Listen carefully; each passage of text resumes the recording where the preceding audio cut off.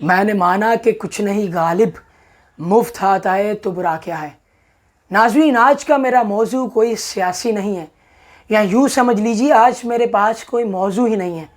آج میں ایک ایسے صوبے کی آواز بننا چاہتا ہوں جسے آج تک نظر انداز کیا گیا، جسے ایک لاوارث اور یتیم بچے کے جیسا سلوک کیا گیا، ایک ایسی چیز جو مفت میں ہاتھ آ جائے اس کو ایسے ٹریٹ کیا گیا، اور اس کو اتنا مجبور کر دیا گیا کہ وہ اپنے حق کے خلاف آواز بھی نہ اٹھا سکے۔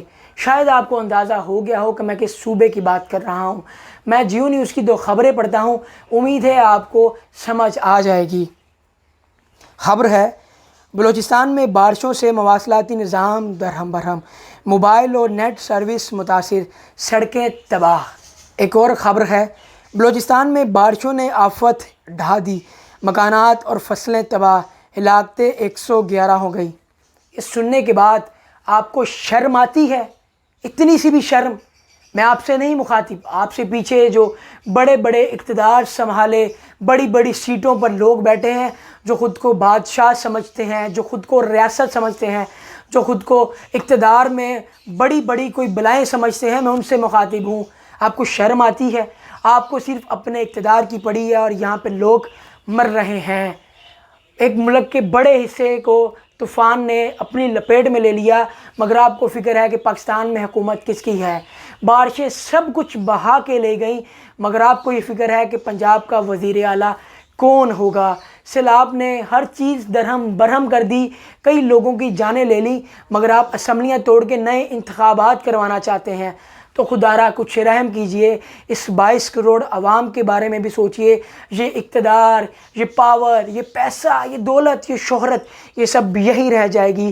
قبر میں اور آخرت میں جو آپ کے ساتھ جائے گا وہ آپ کی نیکی ہوگی، آپ کا اخلاق ہوگا۔ تو خدا را کچھ سوچئے۔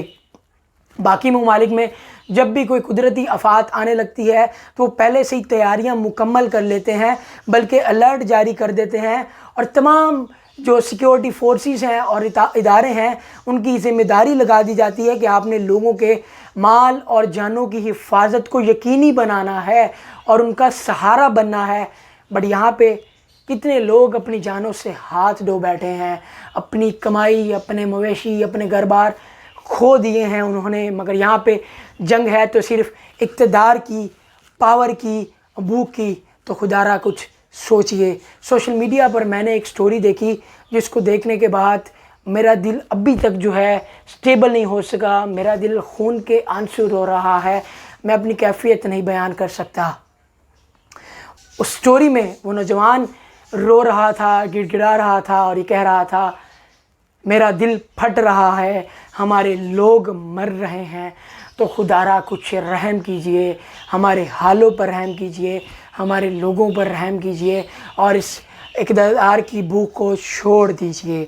پھر چاہے وہ زرداری ہو، عمران خان ہو، نواز شریف ہو، ان سب کو صرف اپنی اپنی پڑی ہے۔ یہ سارے اپنی ذاتی مفادات کی جنگ لڑ رہے ہیں، اپنے آرام دہ کمروں میں بیٹھ کر، اے سی میں بیٹھ کر، اور بڑی بڑی بلٹ پروف گاڑیوں میں بیٹھ کر بس دورے کر رہے ہیں، ٹویٹس کر رہے ہیں، پوسٹیں کر رہے ہیں، مگر اصل میں ان کو فکر ہوتی ہے تو اپنے اقتدار کی، کہ ہمارا اقتدار ہے یا نہیں، یا ہم اقتدار میں کیسے آئیں گے، ہم کیسے مظلوم لوگوں کو مزید پریشرائز کر سکتے ہیں اور اپنے آپ کو مزید حکمران ثابت کر سکتے ہیں، بادشاہ سمجھ سکتے ہیں۔ تو خدا را کچھ رحم کیجئے۔ وزیر اعظم شہباز شریف نے کل متاثرہ علاقوں کا دورہ کیا اور لوگوں کو ہمدردی دی، اور ان کو کہا کہ ہم آپ کو سہارا دیں گے، اور یہ بھی کہا کہ متاثرہ افراد کو فی کس 10 لاکھ روپے دیے جائیں گے۔ مگر مجھے آپ ایک بات بتائیے، وہ ماں باپ کے چھوٹے اور ننھے منھے بچے جو ان کی آنکھوں کے تارا تھے، کیا واپس آ سکتے ہیں؟ وہ بچے جن کے ماں باپ جو پوری کل کائنات تھے ان کے لیے، کیا آپ ان کو واپس لا سکتے ہیں؟ اور ان بچوں کے وہ بہن بھائی جو ان کے لیے جینے کا سہارا تھے، کیا آپ ان کو واپس لا سکتے ہیں؟ نہیں لا سکتے۔ تو خدا را کچھ رحم کیجئے، ہمارے لوگوں پر رحم کیجئے، ہمارے حالوں پر رحم کیجئے۔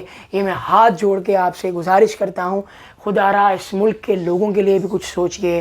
اس دعا کے ساتھ اجازت چاہوں گا، یا اللہ ہمارے حالوں پر رحم فرما، ہمیں معاف فرما دے، یا اللہ ہم پر سے یہ عذاب ٹال دے، یا اللہ ہمارے حکمرانوں کے دلوں میں رحم ڈال تاکہ یہ عوام کے بارے میں بھی کچھ سوچیں اور ملک کی بقا کے لیے اور اس قوم کی بقا کے لیے کام کریں، اور اس جو ہے گہما گہمی کو اور اس اقتدار کی بھوک کو چھوڑ دیں۔ آمین ثم آمین۔ اللہ آپ کا حامی و ناصر ہو۔